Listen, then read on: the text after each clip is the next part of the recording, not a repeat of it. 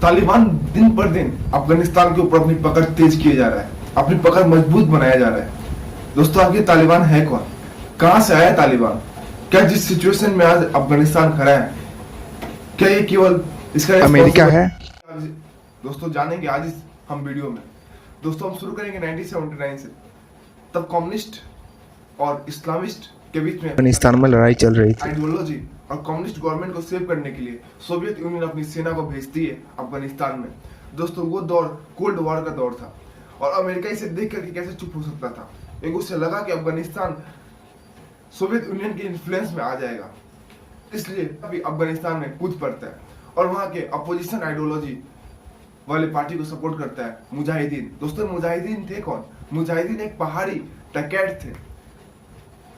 मुजाहिदीन दो वर्डों से मिला करके बना हुआ है, जिहाद और मुजाहिद। जिहाद का मतलब होता है स्ट्रगल और मुजाहिद का मतलब होता है स्ट्रगल करने वाला।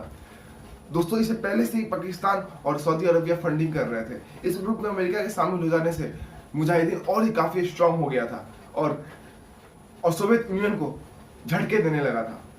दोस्तों उसके बाद से 1987 में मोहम्मद नजीबुल्लाह वहां के प्रेसिडेंट पाकिस्तान के जेनीवा अकॉर्ड साइन करते हैं। पीस एग्रीमेंट था। इसके ग्रांटर अमेरिका और सोवियत संघ बनते हैं। अमेरिका बोलता है कि अगर सोवियत संघ अपने सैनिक को अफगानिस्तान से हटा लेगा तो वो मुजाहिदीन को फंडिंग करना बंद कर देगा। 9 साल बाद 1990 में सोवियत यूनियन अपने सैनिक को वहां से हटा लेता है। सोवियत यूनियन ना अफगानिस्तान में अपनी पूरी पकड़ छोड़ता, ना अमेरिका मुजाहिदीन को फंडिंग करना बंद करता।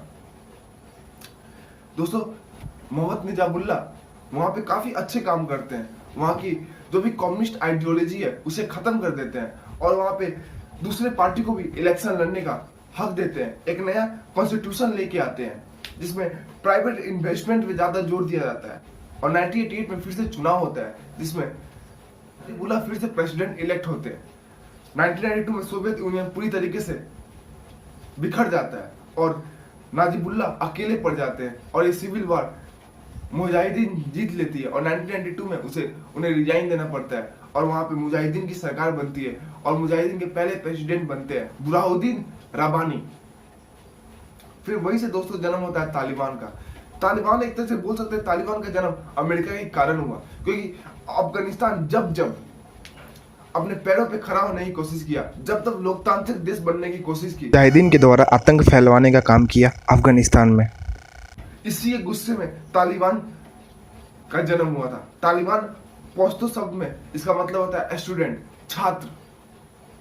दोस्तों 1996 में वो मुजाहिदीन की सरकार को हटा देते हैं और उस टाइम शुरू में काफी लोकप्रिय होते हैं तालिबान अफगानिस्तान में, क्योंकि लोगों को लगता है कि फाइनली अब जाके अफगानिस्तान पीसफुल कंट्री बन जाएगा, अब वो विकास के रास्ते पे जाएगा। लेकिन दोस्तों कुछ दिन बाद तालिबान की कट्टरपंथी सोच उभर के आती है। तो तालिबान अफगानिस्तान में ऐसे चीज बैन कर दिए थे जिसके बारे में आप सोच नहीं सकते, जो TV, music, VCR, football, internet, US offices, photography, clean shave नहीं रख सकते थे आप।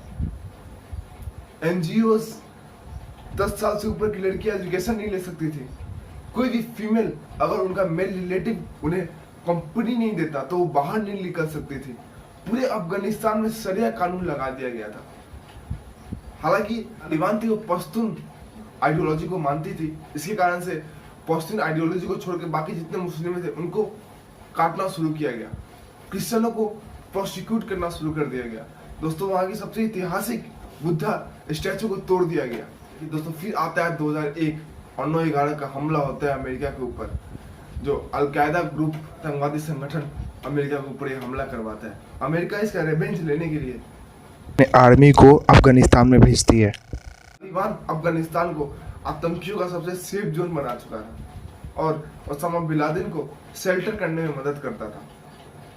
दोस्तों वहां पे आकर के अमेरिका एयर स्ट्राइक भी करता है आतंकवादी कैंपों के ऊपर। कुछ पाकिस्तान में भी एयर स्ट्राइक करता है आतंकवादियों के ऊपर। 2011 में ओसामा बिन लादेन पाकिस्तान में मारा जाता है। दोस्तों 2001 में तालिबान को अफगानिस्तान से हटा देती है और वहाँ पे लोकतंत्र स्थापित करती है और अमेरिका बोलती है कि अफगानिस्तान नया डेमोक्रेटिक कंट्री है, इसलिए हम इसे सपोर्ट करने के लिए तैयार रहेंगे और तालिबान को दबाए रखने के लिए आए हैं। यहाँ रहेंगे। लेकिन दोस्तों ऐसा 20 सालों में क्या होता है कि तालिबान खत्म नहीं होते, और अमेरिका के जाते ही तालिबान फिर उठ खड़ा होता है। आज तालिबान अपने स्ट्रॉन्गेस्ट पॉइंट पे खड़ा है। फिर 2020 में अमेरिका के पूर्व राष्ट्रपति डोनाल्ड ट्रंप तालिबान से पीस टॉक शुरू करते हैं। ये सुन के शॉकिंग लगता है कि अमेरिका शांति वार्ता कर रहा है तालिबान से। वो बोलते हैं कि अगर अलकायदा से वो सारे रिश्ते नाते अपने तोड़ लेगा तो वो अफगानिस्तान से अपनी फोर्स को वापस बुला। तब अमेरिका अफगानिस्तान में वहाँ की गवर्नमेंट को एस्टेब्लिश करने के लिए रुका, वहाँ की डेमोक्रेटिक कंट्री बनाने के लिए रुका। तो फिर तो ये मकसद इनकम्प्लीट होता हुआ दिख रहा है, क्योंकि अमेरिका इधर गया और जब तालिबान फिर उठ खड़ा हुआ कम होता था। आज दोस्तों जो बाइडन कहते हैं कि उन्हें तालिबान के ऊपर ट्रस्ट तो नहीं है, लेकिन 3 लाख आर्मी तालिबान के 85,000 आर्मी को हरा सकती है। लेकिन दोस्तों ऐसा कुछ होता हुआ नजर नहीं आ रहा अफगानिस्तान में। दोस्तों क्या आप अफगानिस्तान जिस आग में जल रहे हैं, इसका कारण आप अमेरिका को मानते हो? अगर मानते हो तो कमेंट में लिख के बताओ। नमस्कार।